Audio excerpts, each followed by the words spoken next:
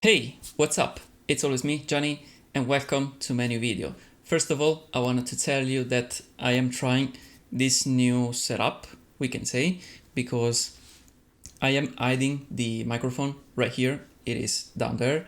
So I don't know if the audio will be good as the latest videos, but if you feel that this way it is better, just let me know it down below in the comments. And that being said, let's talk about the topic of this video.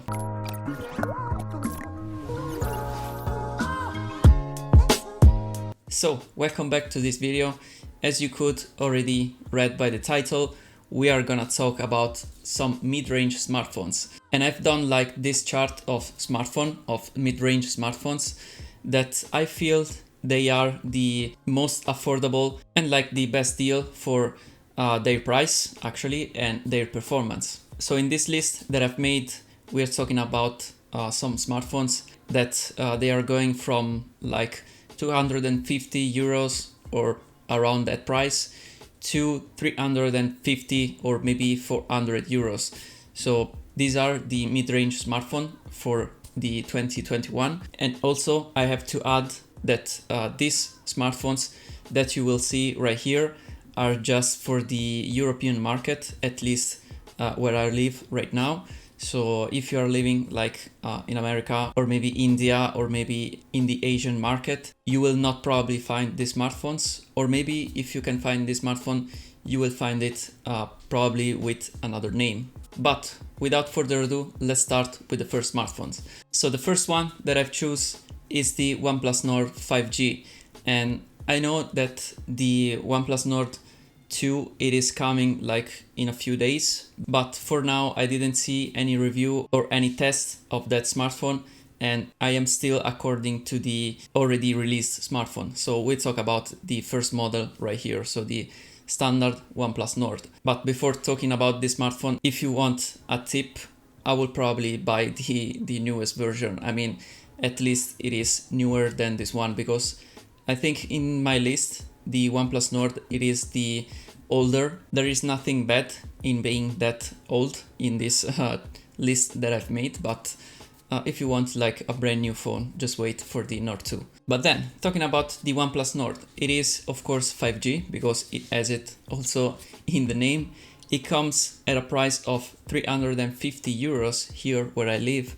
It is probably in line with most of the mid-range phones, and it got like mid-range specification like Snapdragon 765, so 8 gigabytes of RAM and 128 gigabytes of storage, so pretty much the standard ones in this kind of phones. You have some pros like a pretty cool design. I mean, it is not too bad in my opinion, and also you have the software experience that is the Oxygen OS, that I think is one of the best in the Android world, in my opinion. Then for the cons, I will say that it has a pretty much mediocre camera. So it has like a 48 megapixel camera that it isn't too good. I mean, it is a mid-range smartphone, so pretty much we will see the same cameras in all of these smartphones right here. But this one is, I think, is one of the worst in these categories. Then we can find a similar smartphone because it is actually coming from the same company, we can say, because this is the Oppo Find X3 Lite,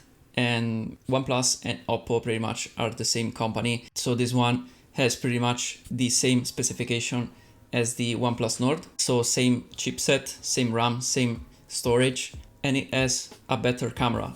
This one has a 64 megapixel camera, so a little bit better than the OnePlus Nord, but it comes at a very high price. I mean, this one is almost 400 euros where I live. So it is a lot for a mid-range phone. I mean, you can find like similar performance in the range of less than 300 euros. So I don't recommend that, but for the specification and design, it was fitting in the mid-range category. Then you will find some Realme phones, and here I have the 7 Pro and the 8 Pro, that they are pretty much the same phone because they have here too the same specs and just a different design. I prefer like the 8 Pro more between these two, but they are pretty similar. And actually you can find it pretty much both of these phones for like 250 euros. That it is a great price. The only difference is that the A Pro comes at the same price as the 7 Pro, but with 6 GB of RAM instead of 8 GB of the 7 Pro. And also the main differences between the two are just the battery that is a little bit more bigger on the A Pro, if I'm not wrong, and also the camera, because in the 7 Pro you got the 64 megapixel camera, and in the A Pro you will find the 108 megapixel camera. So it is a big step up. It is actually a very decent camera, so it is a small upgrade for the same price. I think you should go with the A Pro, for example. And remember that both of these phones doesn't have 5G, so keep that in mind. Because they have the Snapdragon 720G, it is a mid-range chipset, but it is not too powerful and it doesn't have, of course, the 5G. Then I have listed some Xiaomi, and the first one that we can find is the Mi 11 Lite. That we can find it here in my market for 280 euros. So a fair price, but not too much, because it does have some low specification, because it does have the Snapdragon 732G and 6 GB of RAM, 128 GB of storage, and it has just a 64 megapixel camera. So as I was saying, the price is a little bit too high for this specification because the chipset is not one of the fastest. But if you are interested in a cool phone because it has a very good design, and also it is available in many colors, and it is very light and very thin, so not a common feature for the latest smartphones that you can find on the market right now. But keep in mind that it comes with a high price, as you could see, and also it doesn't have 5G if you're interested to that. Then another Xiaomi that has pretty much the same specification as the Mi 11 Lite, and it is the Redmi Note 10 Pro, and you can find it at pretty much 250 euros. So a very good price for this phone because it has a lot of good features, like the camera, for example, that it is from 108 megapixel, and it has a big battery and also has a very good screen for this price. The cons of this smartphone are just that it doesn't have the 5G too, because it has the Snapdragon 732G and so doesn't have the 5G, and also the big camera bump in the back. Then we can find the Poco F3 that in my market it comes at 350 euros, so a little bit more than the previous smartphone that we have seen right now, but it has some bumped specification. It got the Snapdragon 870, that it is a very powerful chipset and 8 GB of RAM, and for this price you will get the 256 GB of storage model.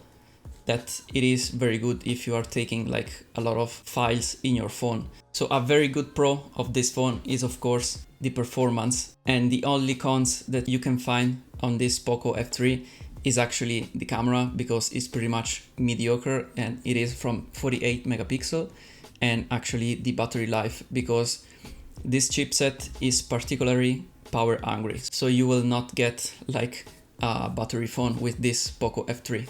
Then another Realme, and this one is the Realme GT, that here it comes at 430 euros price. So I think it is the higher price on my list, but it has a reason, because it still feels a mid-range phone, because actually the design, the constructions of the phone and the materials are just from mid-range, but the specification are just straight from a flagship phone, because it does have the Snapdragon 888, it does have 8 GB of RAM, 128 GB of storage, and 64 megapixel camera. Of course, the pros are the specification, because it is a blazing fast phone and a very cool design actually. I like the yellow fake leather color on this phone. It is very much particular actually. But the cons of this phone is that you don't have like a very good camera. I mean, it is 64 megapixel, but it doesn't get like awesome shot, of course. Then for the last phone, I've chosen the Samsung Galaxy A52, that here comes at 370 euros, but it is the 4G version, and keep in mind that there is a 5G version, but in my country it is a little bit too pricey and it is more than 500 euros. So I think it doesn't feel anymore like mid-range, because I mean it's more than 500 euros, so it is a little bit too much. But this one, it is a good phone because it is pretty much a mid-range phone. I mean, it's a little bit pricey if you compare to the other phones, because it gets only the Snapdragon 720G chipset, that it isn't very much fast and it is actually a little bit slow, but it does have 6 gigabytes of RAM, 128 gigabytes of storage, and a 64 megapixel camera. But here you can justify the price, we can say, with some features, because this phone has, of course, a very good screen because it's a Samsung one, so very good in my opinion. And also it does have the IP rating if you're interested to that, if you're interested to bringing your phone maybe under some wet conditions, I don't know. And you get also some future updates, because Samsung now, it is I think the only company that it does assure you some future updates also for these mid-range phones. That it is a very, very good thing, because you can keep your phone for several years and it doesn't get too old, we can say. But we can say that for the cons of this phone, we have the price, of course, because of the low chipset, we can say, and also it only has like a slow charge, and it does charge very, very slow, like 25 watts maximum. So if you compare to the other phone that I've mentioned before, the range for the other phones were like from 50 watt charge to 65 watt charge. So there is no comparison between these two. But this Galaxy A52 takes great photos for the camera. So if you're interested to that, you probably will choose this one, because it is a very good camera phone for the price. Then this was the last smartphone that I have on my list. And I know that we can find like a lot of other smartphones that they are better than this maybe, or maybe they are cheaper, but I've chosen this one. And if you have some other tips for other good smartphone in the mid-range category, just type it down below in the comments. So it will be very useful for those who are watching this video maybe in the future, and they will read, of course, the comments. So it will be very, very useful. And I think for this video, that is pretty much it. So if you did like this video, just hit a like button down below. And also, if you haven't subscribed already, just consider doing it right now, because it's free and it will be very helpful. So that being said, I think I will see you in my next video. Bye for now.